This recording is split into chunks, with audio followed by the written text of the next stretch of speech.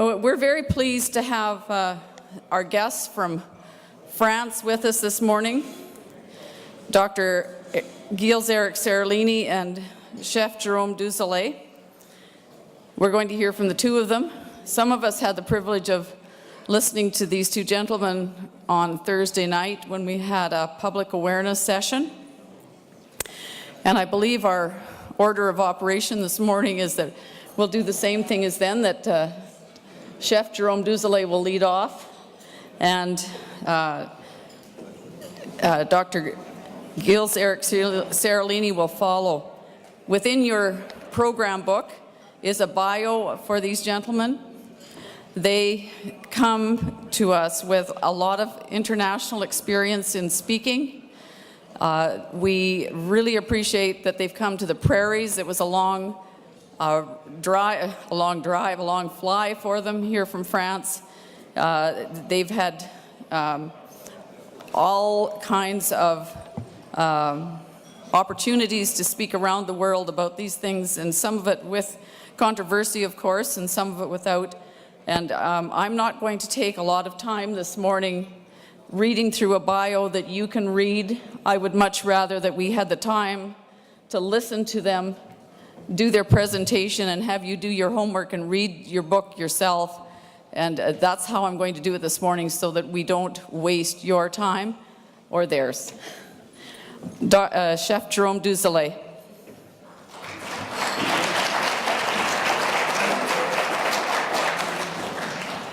Hello, ladies and gentlemen. I'm very happy to be here in Saskatchewan to try to share with you my experience as an organic chef in France. This is my place in south of France, in Provence. I will try to explain you how and why I am an organic chef, and also what I live in the association Cuisine, where I am with the Professor Seralini, which is very well known for his last studies about the danger of GMOs and Roundup. First of all, I would like to explain you that we are all belonging to an ecosystem, and when the ecosystem is polluted, of course, we are also the chef and the gardener I am. Are part of this ecosystem, of course. When I garden, I breathe on my plants, and I give to them my carbon dioxide, and then the plant will make sugar with the carbon dioxide I gave them, and the pollutants should follow the same cycle. So we have to take great care. If we want to have quality products in the kitchen, then we have to take great care of our ecosystem and of our garden. I will explain you why I am also a gardener, because I think that when you cook, you have to know how to grow vegetables and how to raise animals. And I think it's very important. You can be a good chef if you don't know how to produce the stuff you need to cook. This is an example of my production in my garden. Of course, it's sunny vegetables, because I am in south of France and we have a lot of sun during a long time in the year. Thus, cuisine is alive. That's what I want. That's why I use only fresh products, and also according to the seasons. I can't cook tomatoes during the winter, for example. It's a nonsense for me, because they have no taste. They are not produced in a good way, and it's really not interesting for a chef to use vegetables with no taste. The story started for me near the River Loire, in the center of France, which was a region where we had a lot of farms, small farms. I mean, integrated farms. It was a really hard job for the farmers, but they were able to produce very good quality products, and it was good for for the chef in this region. Some very famous chefs are from my birth region. For example, les Frères Trois Gros, or Paul Bocuse, which is very well known all around the world. And my grand-grandpa was used to produce vegetables for those lands, for those big chefs. So this is the beginning of my story as a chef. Then I had a catering in the Jura, which is also a very nice region where we produce comté and where the nature is very nice also because of this production. The comté, to produce this famous cheese, they have rules. They are obliged to feed the cows only with grass during the summer and with hay during the winter. So it's a way, it's a natural way to raise cows, and then the cheese is very expensive. So the farmers are very happy with that. And then we also use the whey to feed the porks. So we also have a very high quality porks. Well, I work in family, and then I left the Jura to go in Provence, in south of France. And when I came there, it was very hard to find good products. So that's why I try to supply networks with producers, and that's why I started to look at organic products, because conventional products were not satisfying for me for the taste and flavor. This is also the moment where I met the famous chef Régis Marcon, which was Bocuse d'Or in 1995. This is a very interesting, a very great prize in France for a chef. It's one of the most important medal you can obtain when you are a chef. He just told me, when I was working in his restaurant, he just told me one thing, which was very important for me. He told me, if you want to make a good dish, you need three things. You need good ingredients, and good ingredients. That's it. So I always remember that, and now where I am in the south of France, I try to follow this advice always. This is my place in the sun. Here you can see my baker, because I have my own baker. It's not too hard because it's my father also.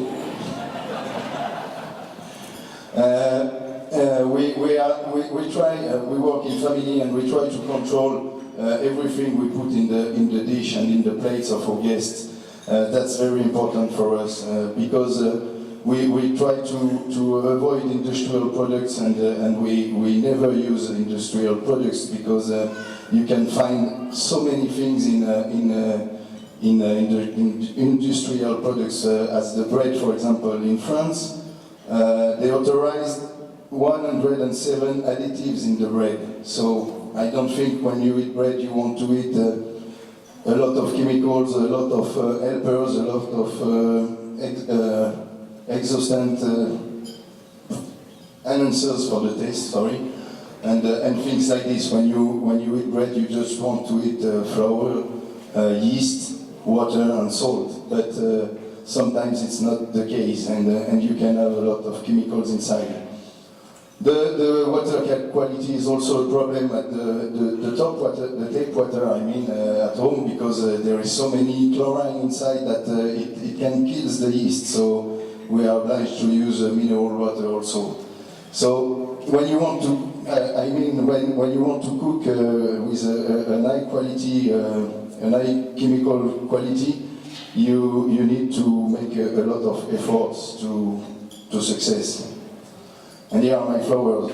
For example, it's my family, and as a man and as a citizen and also as a chef, I do not want to poison anybody.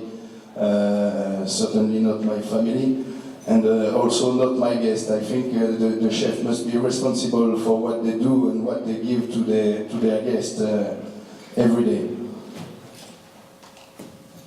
This is an example of what I cook at home. The squids are coming from the Mediterranean Sea, and inside you will find red rice from Camargue, because in Camargue we grow rice in this region. We also raise a very special kind of bulls, black bulls, which are used also for the corrida. I will tell you about later. In those squids, you will find also a lot of vegetables from my garden, sliced vegetables, and a tomato sauce with also many kinds of vegetables inside. Of course, olive oil, because it is the region of olive oil in Provence, and it's a very nice taste. Well, let's reflect. What did it mean at the beginning?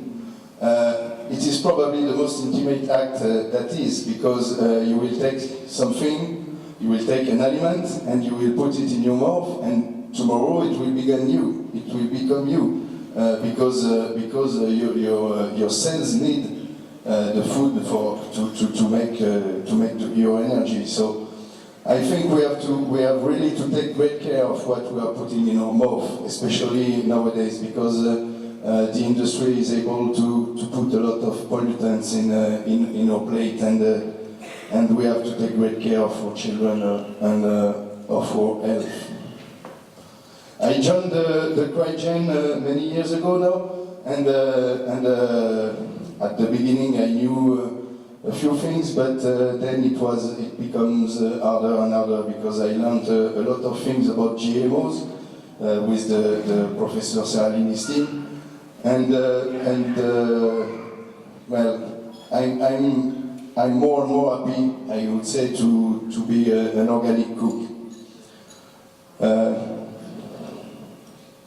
My cuisine try to respect the flavor, the texture, the fragrance, of course, but also, as every chef, the consistency, the cooking behavior, and the origin of the products, because I also try to cook with more local products as possible.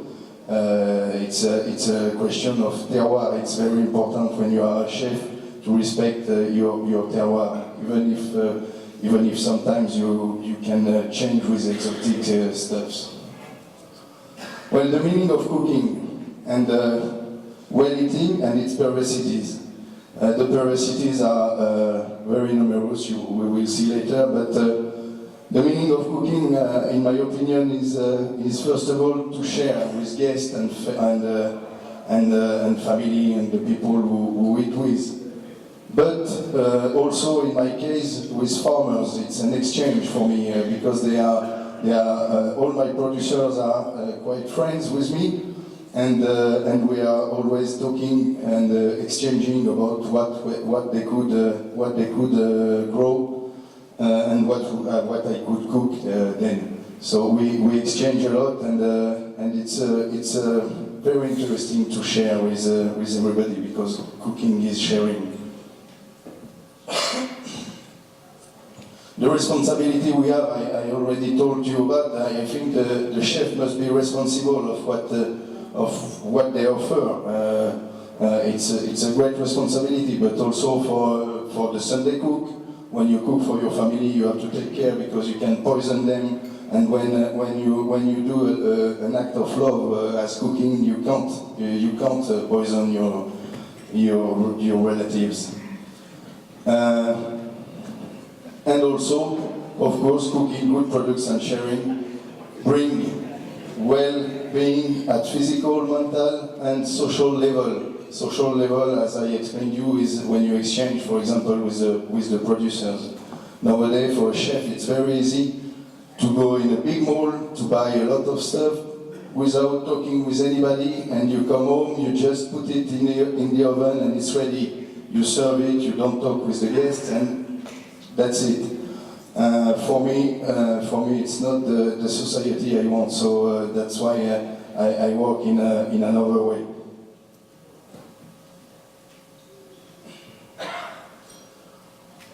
I think really that wealth lies in transparency and in short circuits that I control. It's it's really important, even if it's very hard, especially in France, to find producers and to have everything. It took me about 4 years before to be able to cook quite everything organic in my restaurant.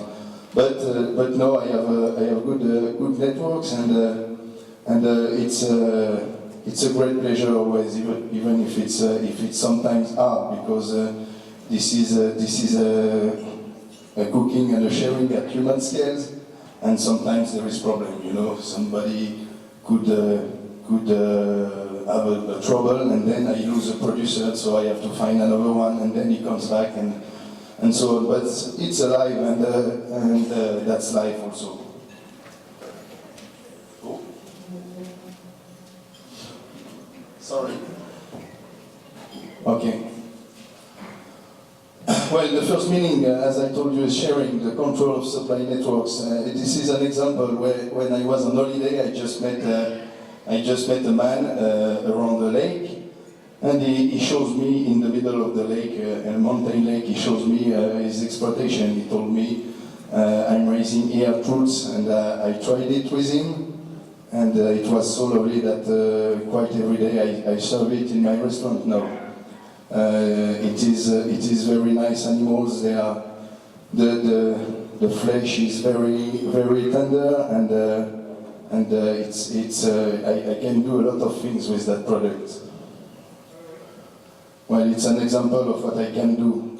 I smoke it at home and make a mousse with the other part of the truth, not the fillet, but the other part of the truth. And I serve it with, of course, salad from the garden and a lot of vegetables under the mousse. And the herbs are also coming from my garden. Well, the perversity of the meaning, GMOs, are the major risk for me because of many points. The first one is the taste. The GMOs are not very good. I had the occasion to taste pork which are fed with GM corn. I tasted it in Spain. I will explain you later, but it's a pity for a chef to try this kind of thing. Then the loss of biodiversity. The biodiversity is very useful for a chef. To be creative, you need a lot of things, of course, a lot of different colors, a lot of different tastes, a lot of different flowers. So, and the more you have, the easiest it is to be creative, of course. Then the society has a lot to lose with GMOs for me. From the farmers to indigenous people, who are losing their knowledge, who are losing their liberty to grow what they want, because of course the seeds are you must buy your seeds to the company every year when you cultivate GMOs. So my grand-grandpa, who was a gardener, as I told you, was used to exchange his seed with his neighbors. It was always like this, but now with GMOs it's not allowed to do it anymore, so it's a pity for the farmers and for the gardeners, I mean. Of course, the animal welfare and the health of people, and we will see with Professor Seralini what are the consequences on health with GMOs. That's a reason why I try to assay most products I serve. For example, I assay in foie gras I assay in foie gras the GMO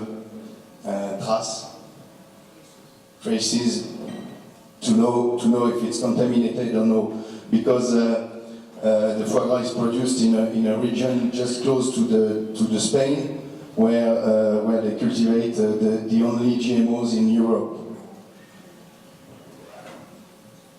and also the patent and plants, as I told you, because it's a pity for the gardeners. Well, let's have a look at the GMOs at the moment in the world. There is a very low diversity, which is the inverse of biodiversity, of course. Thank you.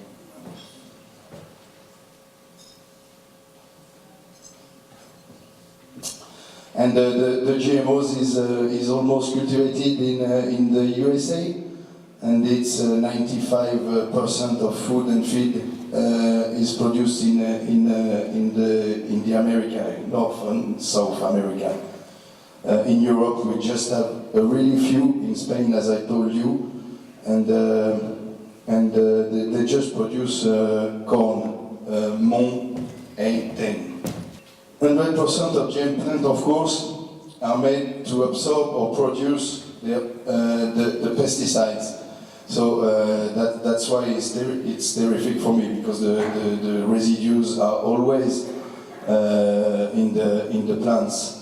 And then I will serve those residues. So it's very dangerous for me to serve GMO. So I don't want it. You see the three categories. 56.5% are herbicide tolerant.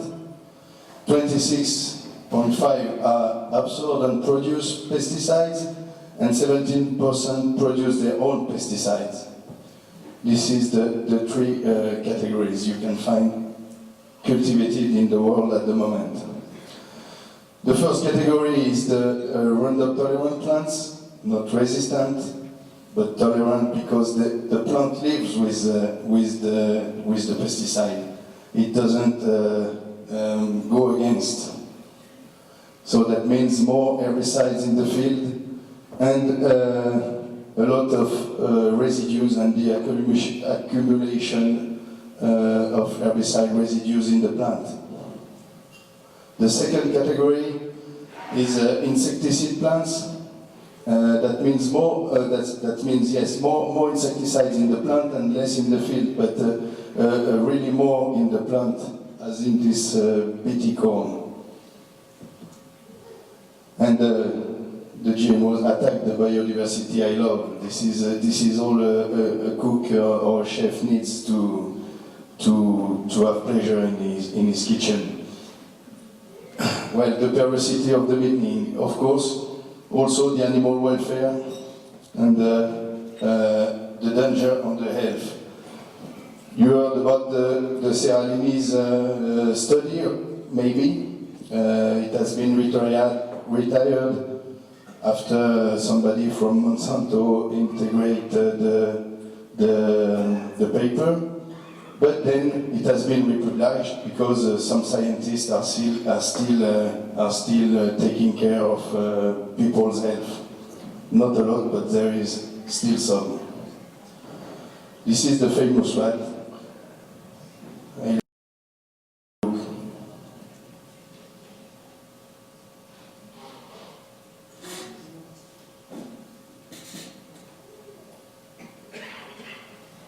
Well, I love animals, and I'm very sad when I see that, because it must be very hard for them, but we have now to choose if we want to test the pollutants on rats, or if we want to taste it on our children every day. So that is the result. The tumors are very impressive, very big, and this poor animal die at the end. That's why the Christian call for transparency. We want to be able to see the raw data and the blood analysis of the animals, because the industry refuses to give it to the scientists, and it's unbearable, because we are allowed to know what they want. We have the right to know what they want to feed us with. And of course those products are allowed because of the experts. The experts say it's okay, but they don't ask the industrial to show them more raw data or more blood analysis. They just trust, they just believe what the industrial said to them, and then they tell the government it's okay, you can give it to the people. And of course we shown the conflict of the conflicts of interest from those experts. We shown it in a published paper, peer-reviewed published paper, because it's very important, and they attacked us a lot of times with the Sierra Leone studies, and we understood very well when you see the conflict, when you see the conflicts of interest, you understand very well why they are so hard and why they attack us every time. They have all some business with Monsanto, with Bayer, or with those kinds of firms. Well, for a chef, the real pursuit of taste, at the beginning of the humanity, we were used to eat local and to cultivate our products. It's an ancestral habit, and we just lost it during the few last years. The gastronomy started like this, with local products in my region, for example, with the terroir products. It was a family cooking, and the first who did gastronomy really were women. It was we were calling them les mères lyonnaises. Maybe you heard about this. Lyon is a big city in France, the second city in France, I think. And there were a lot of women who were cooking, and they opened restaurants, and they were serving a very qualitative food, but a family food. Then the men came, and they become chefs. And nowadays, of course, we have industrial cooking in France. It's a pity, but a lot of restaurants uses industrial food, and it becomes harder and harder in the country of gastronomy to find a restaurant where you could eat fresh food. Well, the real pursuit of taste is to touch the five senses of the people. When you cook, you want to touch the five senses. I mean, the color for the vision, the savor for the taste, the perfume for the smell, the texture for the touch, and also hearing. When you have something crunchy, when you crack it, you hear it, and it's the beginning of the pleasure to eat. In my restaurant, I have every day a new menu, because most of chefs are working with, they invent a very nice recipe, and then they go to find the products they need to make it. For me, this is the opposite. I go in my garden or to my producers. I ask them, what do you have today? What is the nicest vegetable you have today? And then I take it and I make the recipe after that. Because for me, the most important is the product, of course, and not the recipe. And one principle in my cooking is a basis of free flavors, free texture, free colors. Not too much, because I try to find the harmony and to respect as much as possible the elements.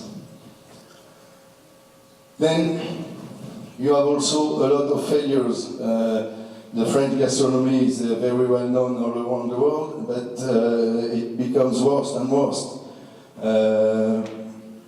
According to Ducasse, which is a great chef, very well known,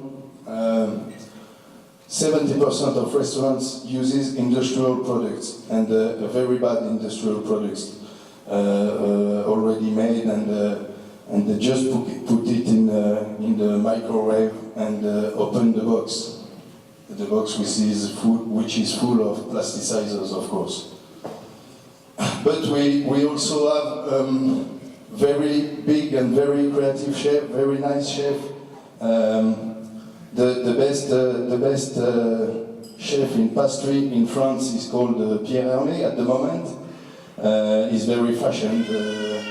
Everybody in Paris wants to go to taste his macaroons, and to obtain a pure white for one kind of macaroons, he utilized poison, of course, with nanoparticles, titanium dioxide, for example, which what we know it is a very dangerous product, as much as aspartame, for example. This is all the poison you can find in your plate today. This is a very nice menu. Pesticides with Roundup, for example, in the vegetables, the residues we told about. Plasticizers with bisphenol, additive, E150, you all know it. It's in Coca-Cola, for example. It's used instead of sugar, instead of caramel, because it must be too hard to use caramel, I think. So they use a poison extract from petroleum. Helpers for transformation, for the bread and biscuits and all the pastry. Taste enhancer as the glutamate, because industrial products, for example, the meat, industrial meat has not enough taste, so you have to put something to make it better.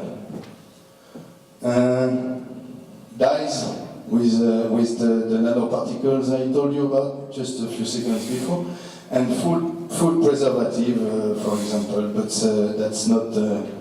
that's not all you can find in your plate. There is much more poison you can find. Well, let's talk about pleasure a bit. When I was in the Jura, the cows I told you at the beginning were very interesting, and they were making a very nice milk because of what they eat, of course. An animal just gives you back what you give to him, what you feed him with. So when they eat a lot of flowers during the spring, for example, and when you eat the cheese at the end, about 6 or 8 months later, you will find the taste of the flowers in the cheese. And it's so nice. So that's the first way I understood that if the animals eat pollutants, you will find it in their meat then. So if you can find the nice taste, you can find the bad things, of course. Another example with the pigs of a friend of mine. He was used to let them in freedom a few days before to eat it, and they were crushing time, and the taste is then in the meat. It's not really a time taste, but it's a fresh taste and very very nice to have. Well. At the opposite of this, as I told you, we tried with Professor Serralini, risking our lives. We tried pork in Spain.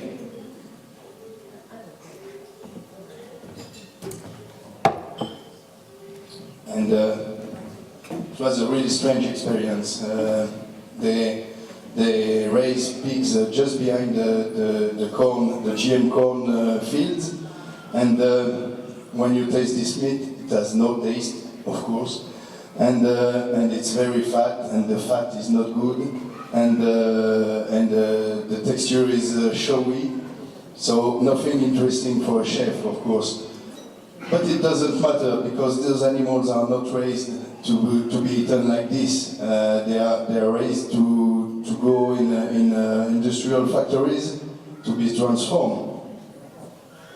To transform it as a sausage, for example.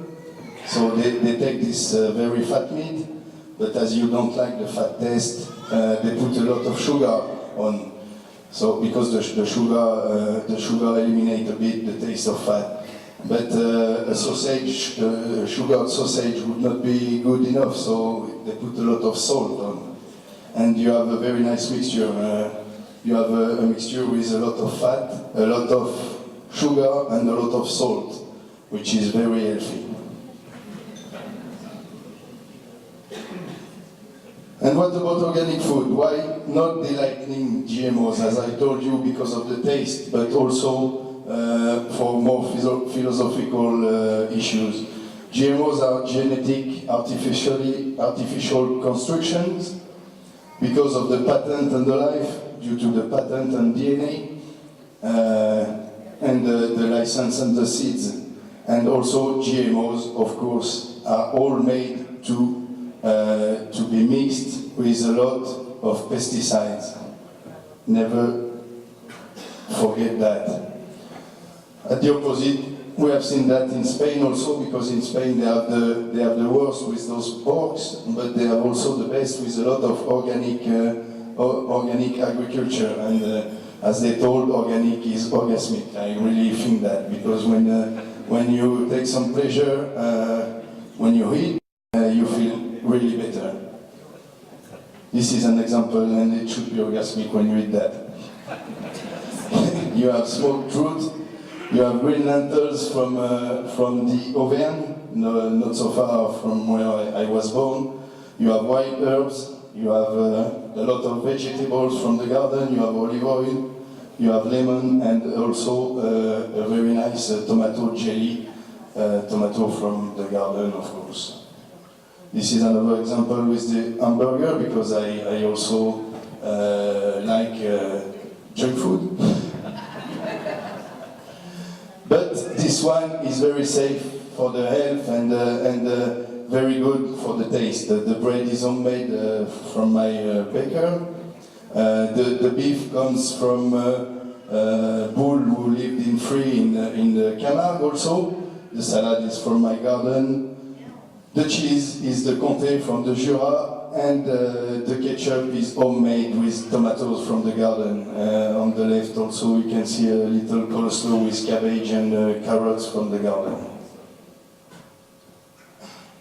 Well, my cooking and way of life is also a research of harmony, like in an integrated and ecological farm. That's what I want to be later. I think we will raise a chicken next year, and we will become, I think, a kind of farm, because the best is, I think, to produce, to cook, and to sell the production.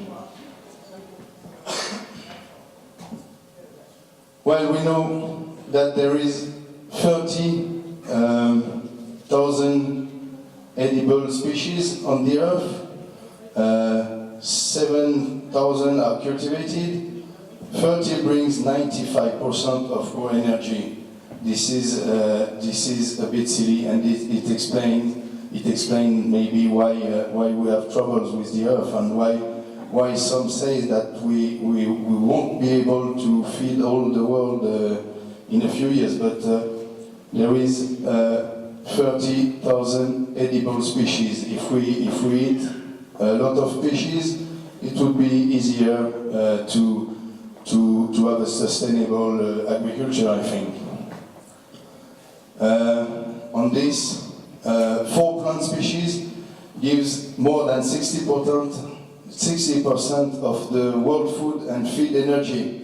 Those 4 species are wheat, rice, corn, and soy. Of course, GMOs are present in a lot of them. The patenting of these 4 species would be a very important issue for the industrial, of course. At the opposite, you can see the sunny garden vegetables from my producers, and in my restaurant you can have at least 30 species in a meal.